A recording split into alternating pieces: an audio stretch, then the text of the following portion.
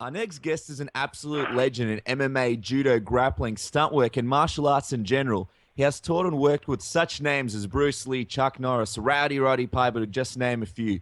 Ladies and gentlemen, the godfather of MMA, Judo, Gene LeBell, is on Submission Radio. Judo, Gene, it is a pleasure to welcome you to the show. Well, I appreciate that, Casper. You gave me a heck of a introduction there.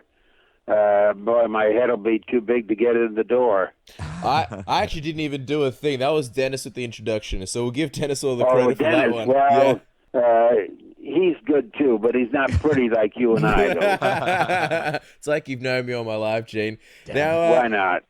For the fans listening who may not know, how your amazing story begins, let's go right into it. How did you first get involved with grappling? What motivated you to go to Japan as a young man to learn judo and other martial arts? Because from what we heard back then, white people weren't being taught judo in Japan. Well, years ago when I was a kid, and I'm in my 80s now, everybody used to do their own art. Japan was known for judo and Japanese jiu-jitsu. France was known for kicking, Savant.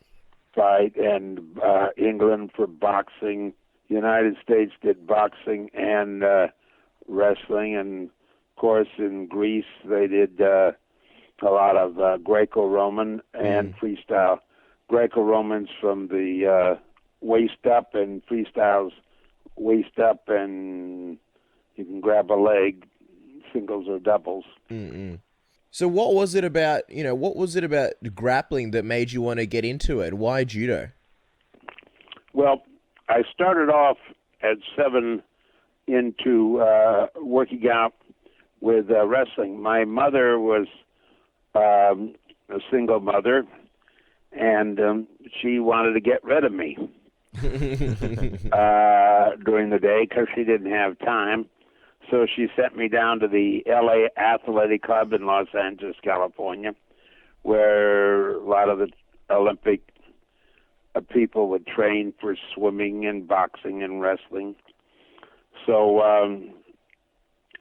I worked out with, and I was just a kid, all the wrestlers were pro wrestlers, and not the kind of pro wrestlers you might see today.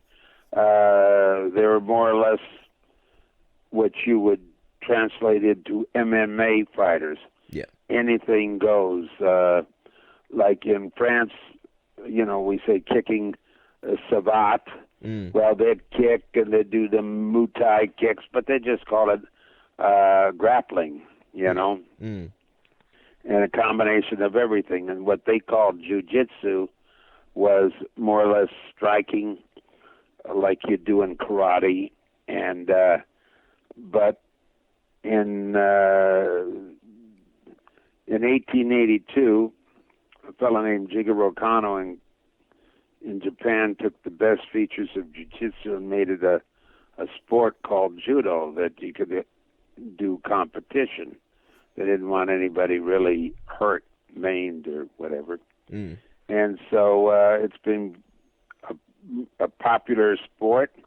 They have world championships. They have internationals. And it's in the Olympic venue, judo.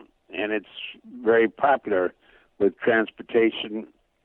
Now you can go to any country and work on their specialty. And now all the countries, South America, Brazil, they do not only jiu-jitsu, Brazilian jiu-jitsu, but they do boxing. They have Olympic medal winners in judo. They're very good. And Gene, just if you could just take us back and explain sort of what was the reaction in Japan when you arrived there back in the day to learn judo? Were the dojos receptive in teaching you, or was it one of those cases where they were sort of very selective in who they trained in judo back in those days? Well, mainly when I went there, I did a lot of training here in the Los Angeles area. I had people that were from Japan after before World War One, and after World War One, World War Two, and they had different dojos around the country, and I worked out at most all of them, and everybody has a different style. There's in Judo, there's many different ways to do a ogoshi, like a hip throw. Yeah. And they call it a whizzer in wrestling. Mm. A lot of the things in wrestling years ago that I learned was they have similar holds in Judo, only you're using a jacket to grab with. Yeah. And so they have different names. It doesn't matter what the name is, Casper. It's can you do it or can't you do it? Well, that's exactly right. It's whatever works. You know, Gene, you also train at the Main Street Boxing Gym, which is an iconic place where fighters such as Sugar Ray Robinson fought. You know, what was it like training there? And tell us about your sparring session with Ray. Well, you know, they say it was like a big deal. It's not a big deal. I went there for years and years to learn how to box. Mm. And with Sugar Ray, he came in one day because he fought for my family at a boxing auditorium called the Olympic Auditorium. Mm-hmm. And he fought quite a few times there. Great fighter, probably one of the best of all times. And he came in and the gym upstairs, and his farm partner wasn't there. So they said, well, who wants to work out with the Sugar Man? That's what they used to call him, the Sugar Man. He'd come up with a convertible pink Cadillac with his initials on it. So, you know, I was very young. I says, heck, I'll work out with him. And because I was dumb as a rock then, and I'm not much smarter now. So no, everybody else, they turned their back. They didn't want to get pounded around. I only worked out with him for a round, and he hit me about 300 times. And he said, well, throw a punch. I says, Sugar Man, I am throwing punches. Stay still. He just moved, bob, and weave, and, you know, I missed him, you know. So then we went out and did medicine ball, which is sit-ups, tossing the ball to each other, and that I could do a lot better than I could box. Yeah. And so he showed me just a couple of times. He told me how to hit a speed bag and a heavy bag, and the exercises he'd do, like jumping rope. A very, very nice gentleman. And he was one of the many world champions that I had the good fortune to work out with there. Wow, what Howie Steinler used to run the place, and I was going there since I was a teenager, and he used to let me in free. Everybody else had to pay 25 cents. Well, at that time, who had any money? Not me. Yeah. So I learned a lot, had great, great boxing teachers. And to me, in the martial arts, my pro wrestling coaches, a guy named Lou Thez, another one named Karl Gotch, another one named Vic Christie, they all said, you got to do everything. You got to do Kempo, Shotokan, Taekwondo, Greco-Roman, freestyle wrestling, boxing. And because if you're a wrestler and you go against a boxer, you have to know his weakness, which is tackle him, below the waist. If you're a boxer and you're going against a wrestler, make sure he doesn't get you on the ground. Just throw hooks, jabs, uppercuts, and see what you can do to nail him. But if you have an all-around thing, which you have to do, the MMA fighters now, they do it all. You know, speaking of fighting, you had a first ever televised MMA fight when you took on Milo Savage in a special challenge, judo versus boxing match. Now, this is a very, very interesting story. Could you tell the listeners, how did that fight come together? And also, what was the experience like? Because from what we've studied about it, it was predominantly a boxing crowd at the event, and they didn't give judo much of the respect that it really deserved. Well, the reason for that is simple. What you don't know, you don't like. Okay? A man named Jim Beck wrote an article in the magazine. It was a very classy magazine called Rogue Magazine. He called it Judo and Karate Bums. And he was a boxer. And in the Navy, he went against all these judo guys and the karate guys, and he knocked them out. Well, the judo and the karate guys, the karate then was doing katas or forms. Yeah. I don't do any forms. It's, if it don't work, it's not in my repertoire. Okay? So, a fellow named Ed Parker, who did Kempo karate, he says, he came over to my dojo and he says, hey, here's a guy that offers $1,000 to any man he can't beat, You get $1,000 if you beat this guy. And he says, well, why not you? Because he was very good at what he does. He said, we had a meeting with 200 Kempo black belts, and they all said, well, why don't you get Gene LeBell, because he's the most sadistic bastard in the world, And I call myself good-looking, not sadistic. So I said, well, I'd fight my grandmother for $1,000, although she'd beat me. And so we wrote up contracts to try to get it in Los Angeles and held it at one of the big auditoriums, but they called it a duel then, and you couldn't do it here. So we ended up, 6 or 8 months later, 9 months later, in Salt Lake City, Utah. And there are people that have it on the film on videos, and they sell T-shirts for it. And I'm not trying to pitch anything. Anything that's happened 50 years ago with Muhammad Ali or some great athletes, and that's one of them.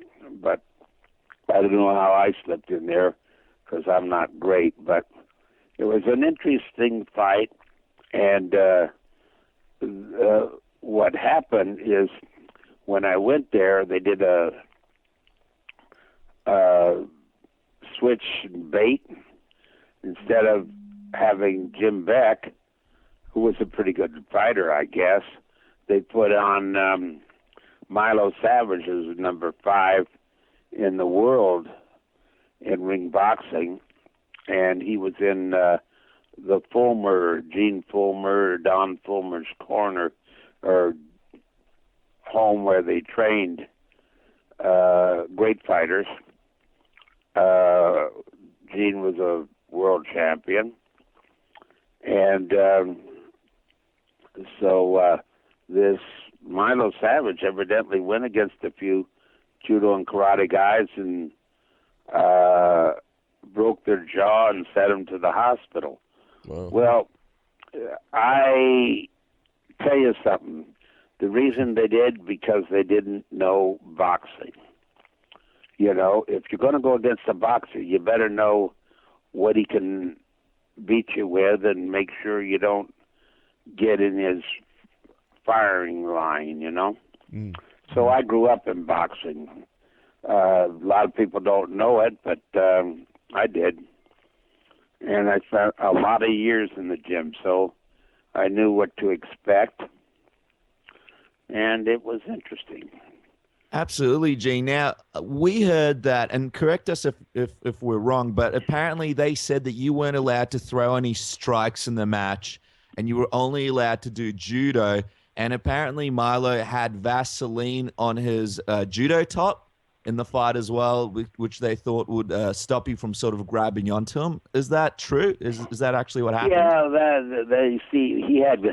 It wasn't a judo thing. He had a karate gi, very tight, with a lot of Vaseline on it. You couldn't grab the thing, and he had looked like sparring gloves, but they're brass knuckles. Wow. I took a close look at him. My coach did also, and they were metal on the side of the where you strike. You know, your fingers would go through. Mm-hmm. You know, bags that you hit a heavy bag with. Yeah. You know, and so my coach said, "You're not going to fight the guy with the brass knuckles today." I says, "Why not? I'm hungry. Let's get it over with so I can go out and eat." You know, like I say, I'm not too smart. So we went in there. It was supposed to be 10 rounds, and they sort of changed the rules. They say it's to a finish. So if it goes 100 rounds, then you go 100 rounds. Well, my condition was really good. So I says, I can go 100 rounds.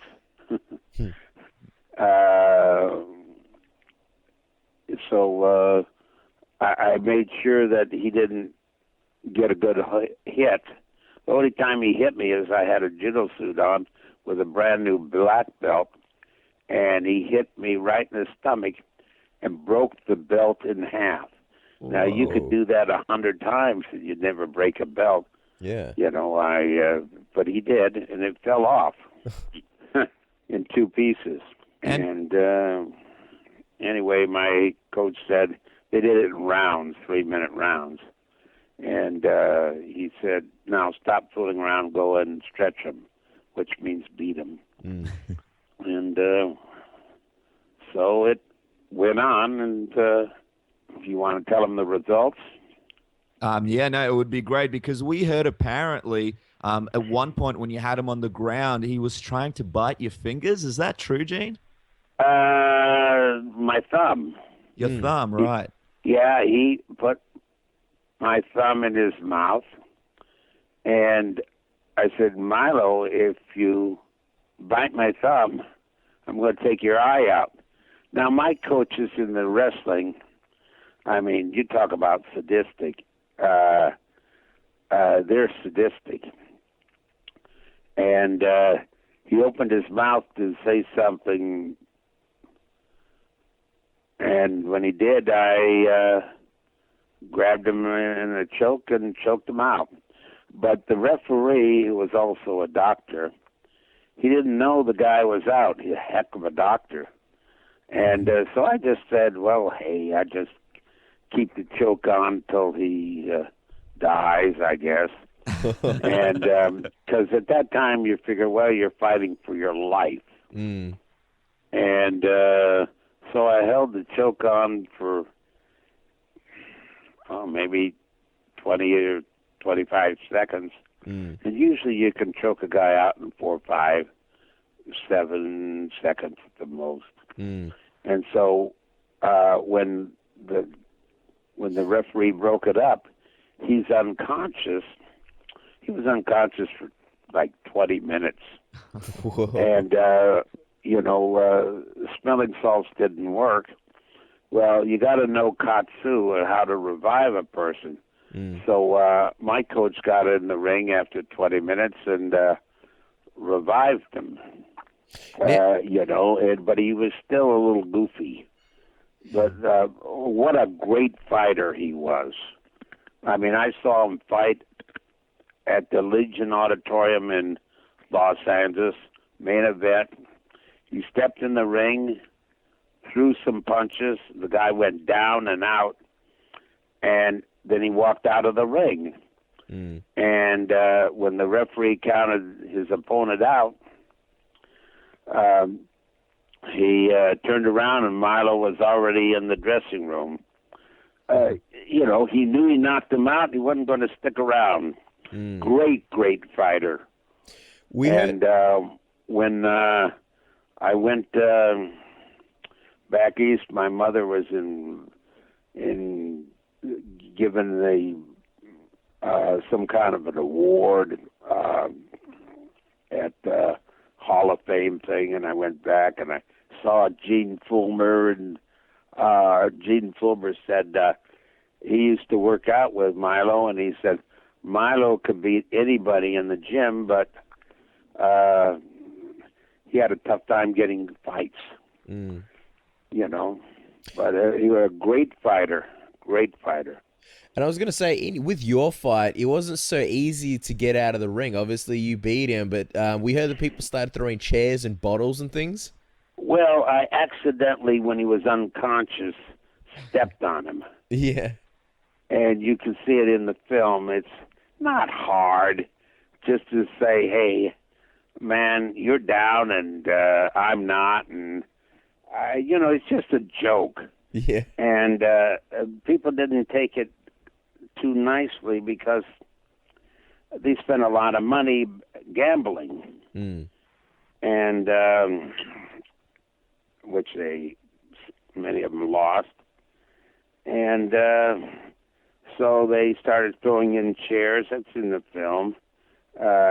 Couches or little pillows or whatever they sit on. And then when I went to get out, a guy tried to stab me with a knife. Jesus. And I just slid it to the side and made it out. And that was a good thing. Yeah. And a lot of people were very unhappy. But a few wrestlers, pros, that were up there, and they bet on me against Milo. And they sort of helped me get to the dressing room, shoved a few people aside. They were pro wrestlers. The old pro wrestlers are kind of different than a lot of people. My coach, and if you ever want me to talk about it, I will. They're the way they think. But ask me the next question. We have the next question, but just lightly touching on that, Gene. We are pretty interested to hear about the comparison to pro wrestlers back then and your coach back then. If you could just quickly tell us sort of what you mean and what's the big difference between the pro wrestlers now and the pro wrestlers back then, so people could get a good understanding of it. Now, they should wrestle, know how to wrestle, but you have to sell yourself. You have to have charisma and color and be able to wrestle. But they didn't have that then. And a wrestler would make his reputation by working out with guys either in the matches or in the gym. And I used to work out with this Karl Gotch, who was my teacher, and if you ever got one of my books, he showed me a couple of holds, and I give him credit. If somebody shows me something, I give him credit. And they call it the Kimura. They call it a double wrist lock or a downward arm crank. And he'd break the wrist, the elbow, and the shoulder. And he used to work out with really good amateur wrestlers, nationally known, and he'd hurt him. And I'd say, hey, Carl, why do you hurt him? And he says, simple. if you don't hurt them, then they'll say 5 years down the line, well, I wrestled Karl, and he's supposed to be a good wrestler. He didn't hurt me, you know. Mm-hmm. So when they say, hey, they wrestled Karl Gotch years ago, or his student, one of his students, LeBell, God, he did something to me, and it still hurts. Yeah. And Karl used to say, doesn't that make it feel good? And, you know, like I say, I'm not that smart, and I say yes. Now, Gene, I wanted to ask you, you've worked with, over 1,000 films, TV shows, and commercials, as a stuntman and actor, and you did 3 movies with Elvis Presley. What was it like shooting fight scenes with Elvis? What was he like to deal with behind the scenes? Elvis was a good guy and a good martial artist.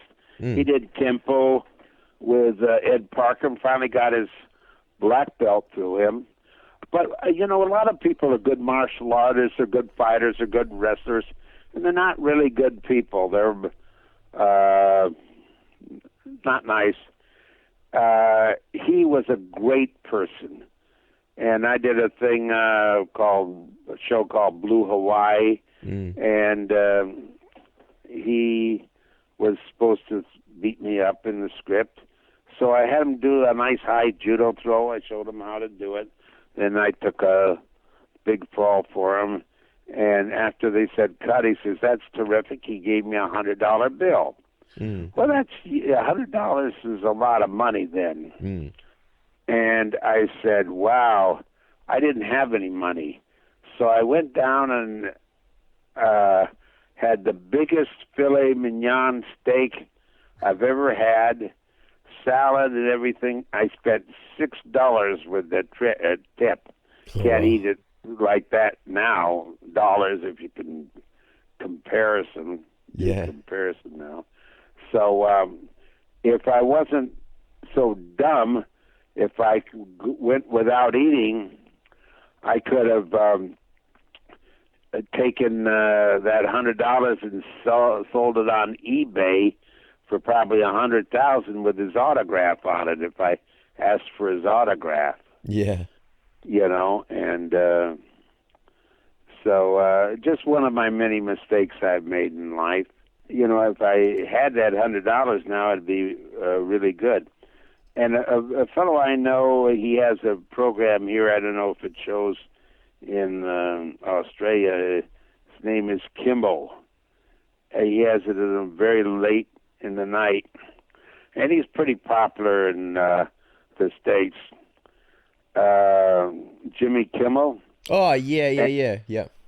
So I was on his program. If anybody wants to look at it, they say Gene LeBell and Aunt Chippy. Jimmy Kimmel and his aunt. We played a joke on her and did about 7 minutes of a little thing. It's kind of interesting. Anyway, with Jimmy, I went out. He took me out to eat, and I told him to sell this thing, and so he gave me a $100 bill and signed it, which I still have.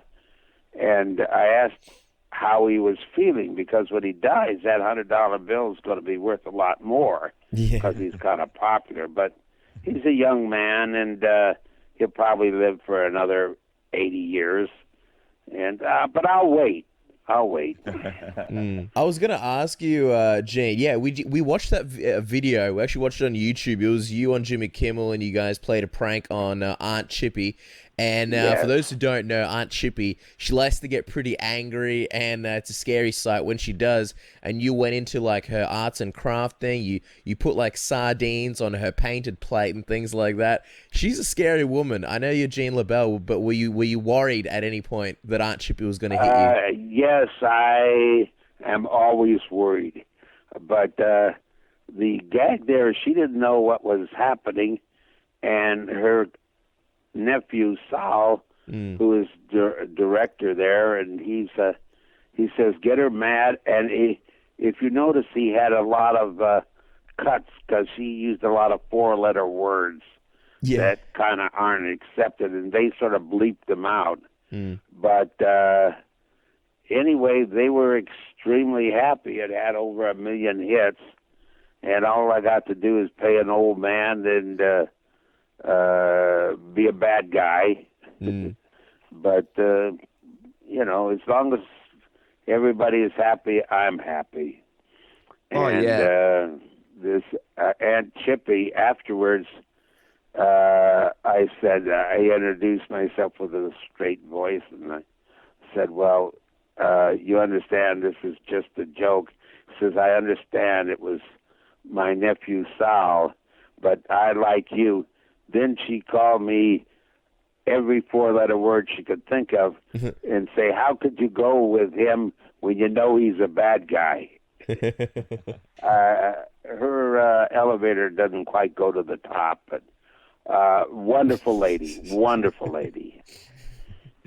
Now, you know, speaking of shows, let's go back in time a little bit. Fans would really remember your work from the Green Hornet show where you worked with Bruce Lee. You know, you and Lee eventually became friends and you taught him a number of grappling techniques. You know, we're just wondering, what was it like teaching Bruce, and what was his thought process like on martial arts in general? Bruce, he did his form of karate, gung fu, and he didn't do wrestling. So if somebody got him down, he was in trouble. So I taught him how to wrestle, arm bars and leg locks, neck locks. And then again, he taught me how to do these jumping fancy kicks, which I used many times in the movies. You know, they're great for showbiz. And this great athlete, and he and his son were both wonderful people. And, you know, it was knowing him. You know, Gene, it's a highly talked about point, you know, about how Bruce would have done if the UFC was around back then, you know, in his day. Do you believe that, you know, what do you think? Do you believe that Bruce would have been a great fighter in the UFC if it was around then? Well, he'd have been a great fighter if he took care of his weaknesses, as I would. And that isn't putting him down, because the man was a fantastic athlete. He was wonderful. Of course. But nowadays, you not only do your gung fu, but you do other forms of karate. You got to know wrestling, how to take a man down. You got to know judo. My niece, Ronda Rousey, I don't know if you ever heard of her. just a little bit, yeah. Well, she's I'm in her corner in all her fights. Yep. And she's a great person, and she's making a lot of money now. So she was interviewed on Jimmy Kimmel's show a week or two ago. Yep. And she used to come in with a pink gi. Of course, she used to steal my gis, the pink gis, you know. And she says, well, I'm not allowed to wear them because of other commercials. But she says, just Gene wears them, still wears a pink gi. And Jimmy says, yeah, I know Gene, which is kind of funny, you know. Yeah. Nice guy. The pink gi, wasn't that because of a laundry accident? Anytime something goes wrong, you got to blame it on somebody, not yourself. Yeah. My shoulders aren't so big that I can take the blame. I was in some tournaments in Japan, and a very big international tournament and all that hero stuff. And the people, the ladies used to wash your gis, your uniforms. And so mine came back a pink gi, and I didn't wash it. So you see all these people lined up. They all have beautiful white gis and no patches on them. They're all beautiful, and I'm there like a sore thumb, like the red rose of Texas or whatever you call it. It was a pink gi, actually, and so couldn't miss me. Not that I was so embarrassed. But the next day in the paper, the Mainichi newspapers, it said, Daikon wins. Well, that's a white or a pink radish. And I said, Okay. they were talking about my red hair. I had red hair then. Yeah. Of course, it's turned gray since then. I said, they're talking about me. No, they weren't talking about me. They were talking about the pink gi, the daikon, the pink gi. So, but I did win the tournament, so that was nice.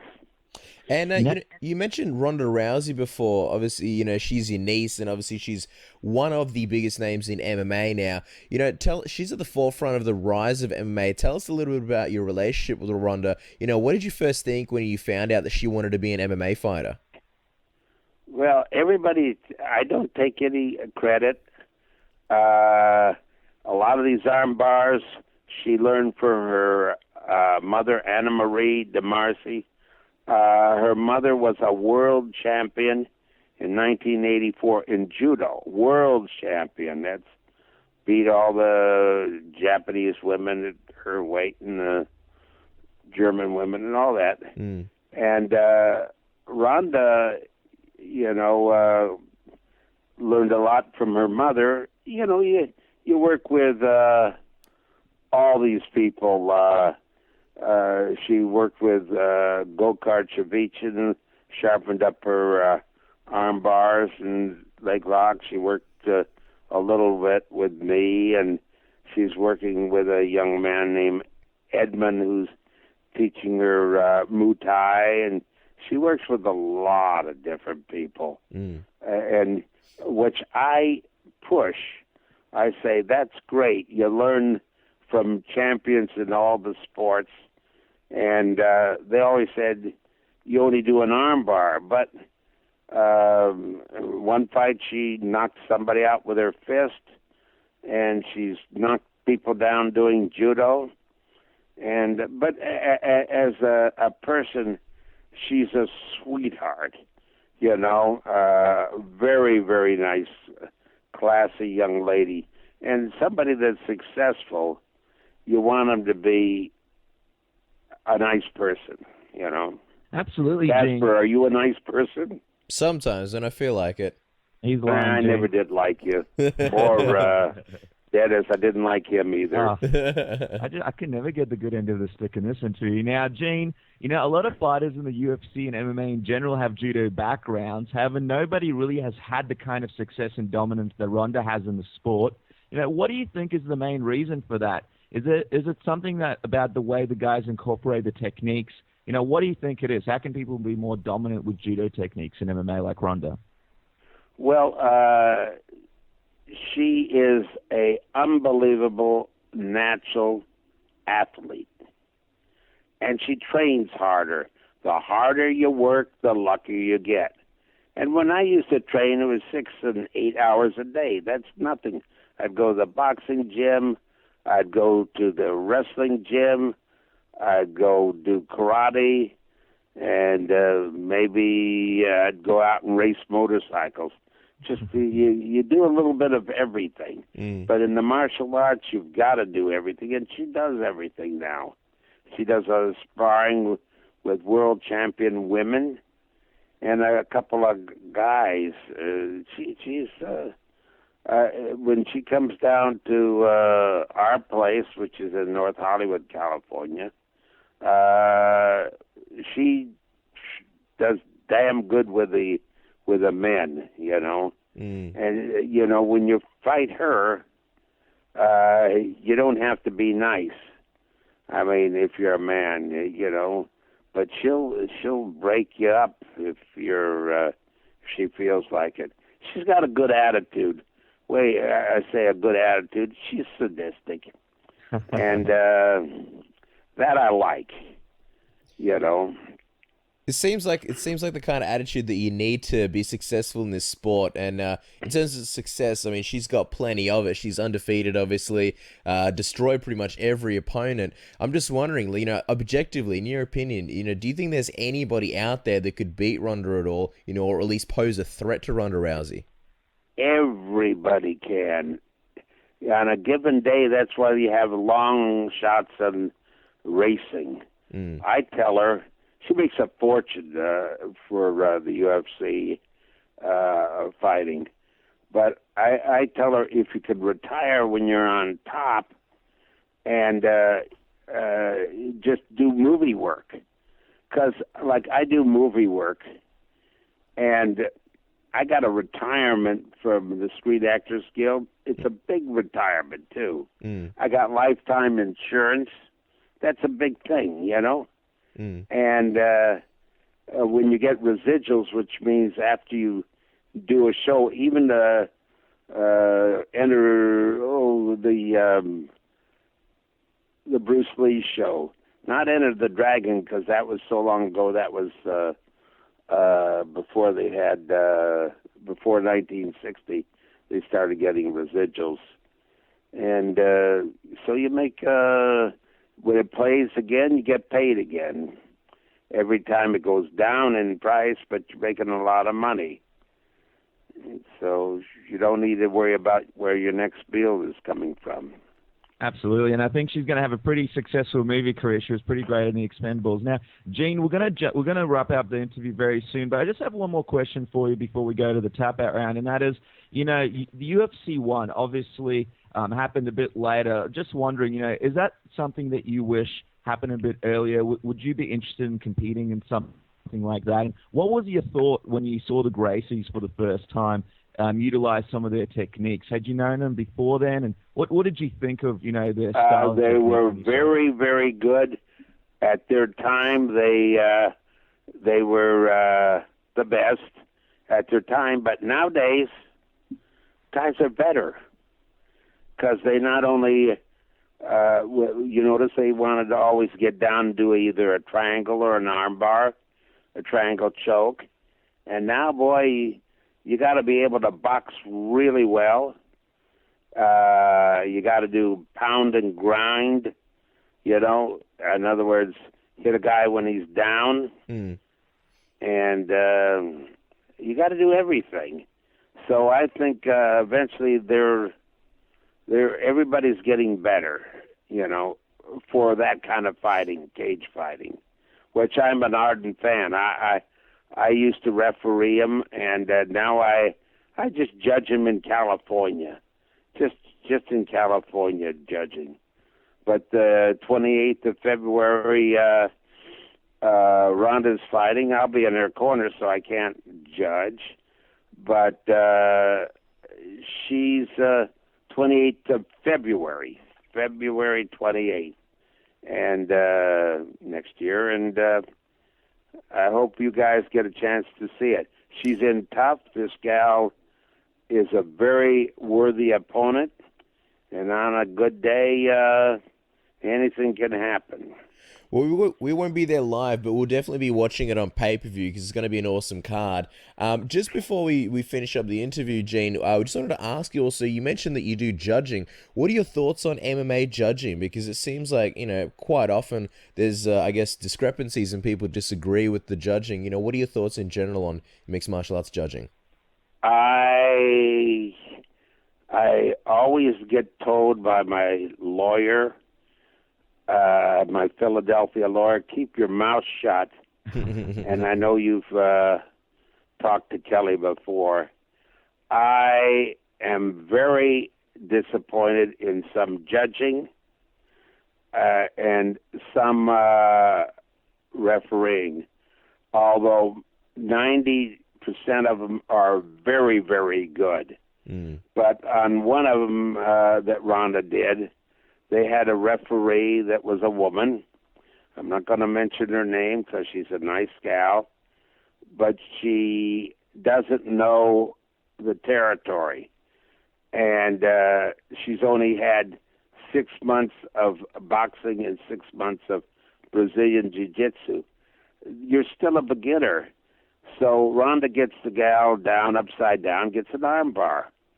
And you could see on the film where the gal was patting, giving up, tapping out. And the referee was just standing there and looking.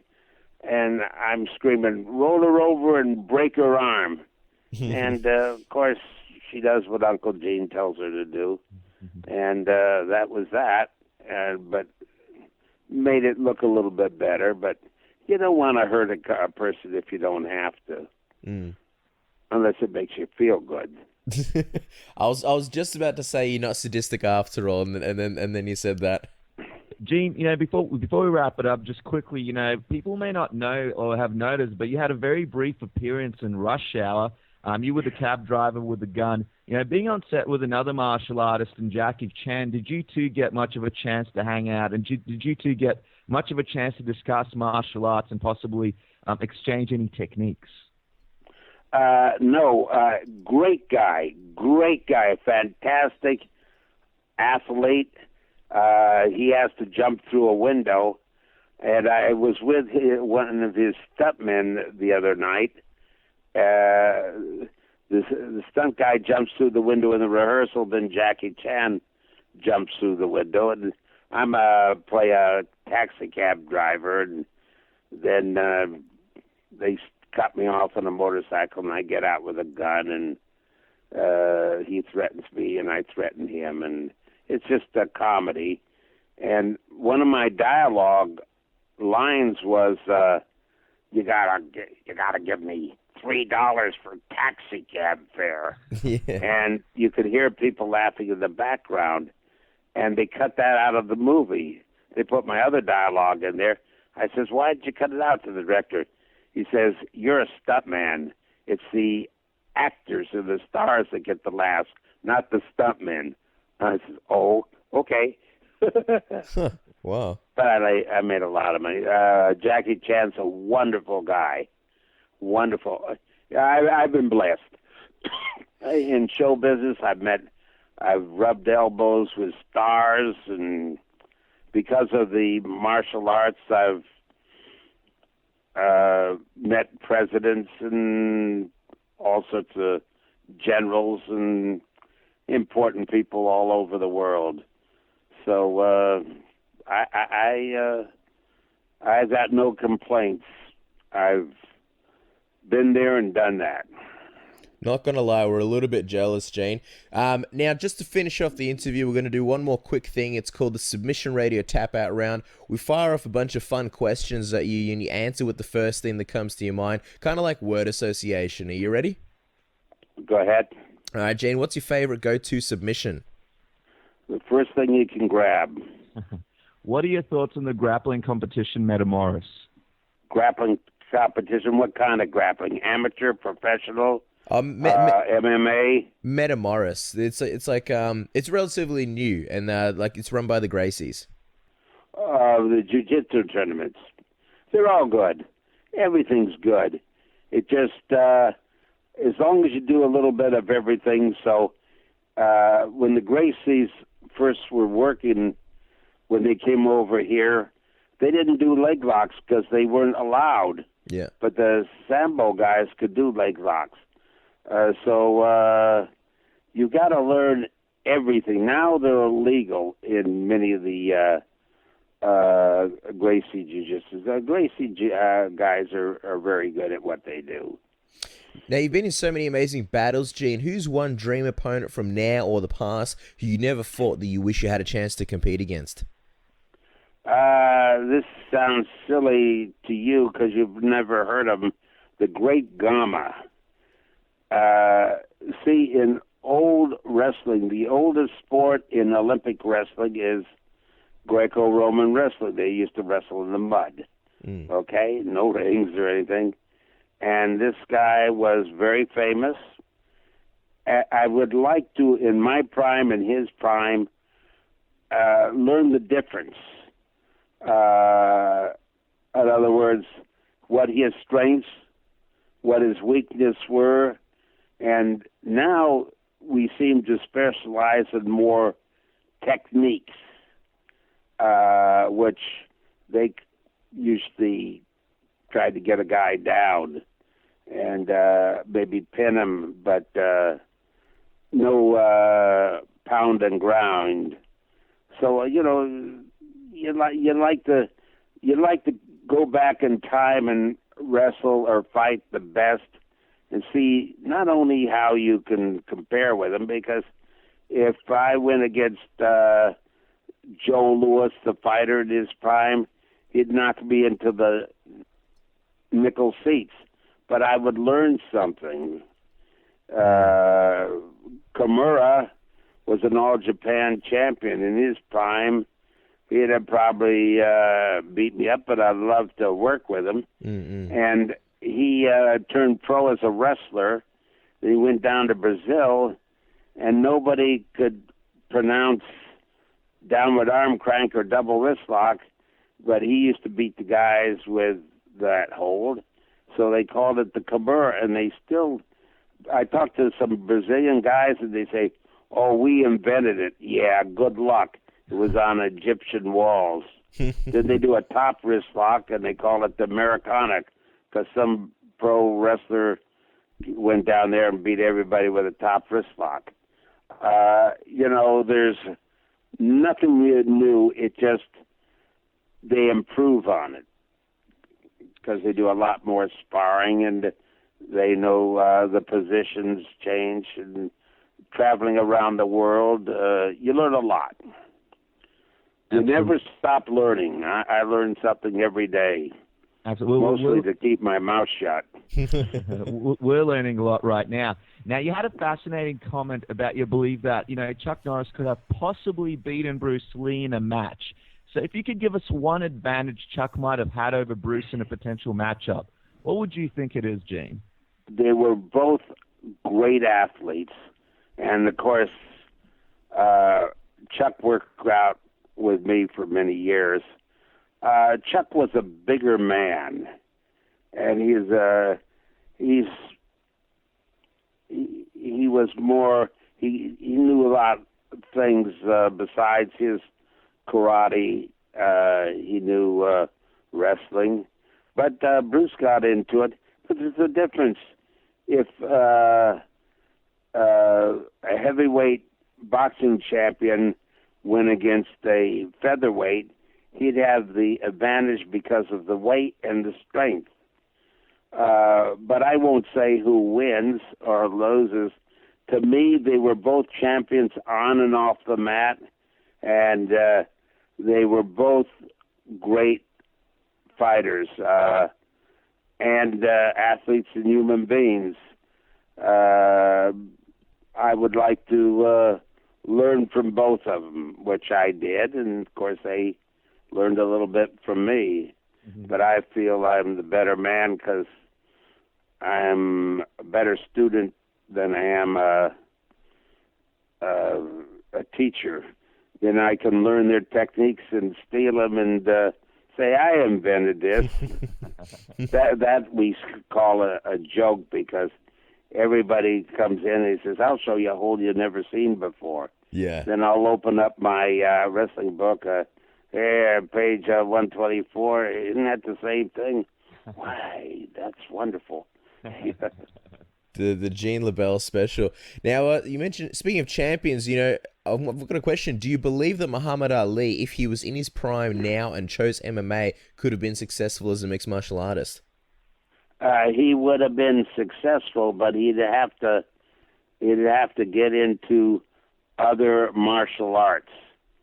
He'd have to get into the wrestling, the ground and pound, which means when you're off, you're down on the ground. In boxing, you get up if you get knocked down. In MMA, you can beat the heck out of a guy with your fist when he's down, or hit him with your elbow and cut his eyes open, or break his nose. So you have to learn more. If Muhammad Ali would fight nowadays, he'd have to learn a lot more. But he was, to me, the best heavyweight fighter of all times, in my opinion. I was lucky enough in Japan to be able to referee his fight with a wrestler, and it was nice. It went 15 rounds to a draw. I think they were both kind of overly cautious of each other, but I don't know. It was interesting. Muhammad Ali was a great guy. When he was in L.A., I drove him around to get his medical tests and the whole bit. And Antonio Inoki, who fought Ali, he's still alive, and he's a great wrestler and from Japan. Champion on and off the mat. Very nice. Like I say, I've met some great champions, and it's how people treat you, If they treat me nice, I say, hey, you're good people. If they don't, you do what we call give them an attitude adjustment. Attitude adjustment, which Karl Gotch would say, leave them for dead. You don't leave them for dead. You just hurt them a little bit, dislocate something, just so he'll remember you. That's an attitude adjustment. Or you can say one other thing. If what the referee doesn't see didn't happen. The old Ric Flair method. Finally, Gene, out of all your amazing accomplishments, and you've achieved a lot looking back in your career, what would you say would be your fondest highlight? I've had so many highs and so many lows, but I've been blessed by having a wonderful wife that puts up with me going to the martial arts dojo and racing motorcycles. She doesn't complain, but I guess my biggest thrill is me in my mid-80s. I can still get on the mat, but mostly as a teacher, and help other people. I get a thrill out of teaching somebody that really wants to learn. I don't like to waste my time with people that want to go and work out just because they have to, and they want to be entertained. If they really want to be good, then I'd teach them, Yeah, absolutely. If you don't use it, you lose it. If you don't use it, you lose it. So I go down to the gym and roll around and have a lot of fun. And I hope to do that till I'm 104, and then I'm going to retire. Well, we definitely hope so as well. And today we've had a lot of fun with you, Gene. I got to be honest, we have a lot of guests on the show, and they're all great. It's truly an honor and a pleasure to have you on the show today, Gene, to be able to have a chat with you. Guys, don't forget to follow Gene and look out for him. Obviously, he's going to be in Ronda Rousey's corner and a fight against. Oh man, I can't believe the name's left me now. Who's she fighting next, Dennis? Kat Zingano. Kat Zingano, of course. Yeah, look out for Gene when Ronda fights Kat Zingano. I believe it's UFC 184. Gene, it's been an absolute pleasure. Thank you so much for being on the show today. It's a pleasure. And any of your friends in Australia that don't cheer for rowdy Ronda Rousey, I'll burn their house down. Well, there you go. That's an attitude adjustment. Don't diss Ronda or Gene will burn your house down. Gene, thanks so much for being on the show. And I got a lot of relatives in Australia, and the best to them if they hear your program, okay?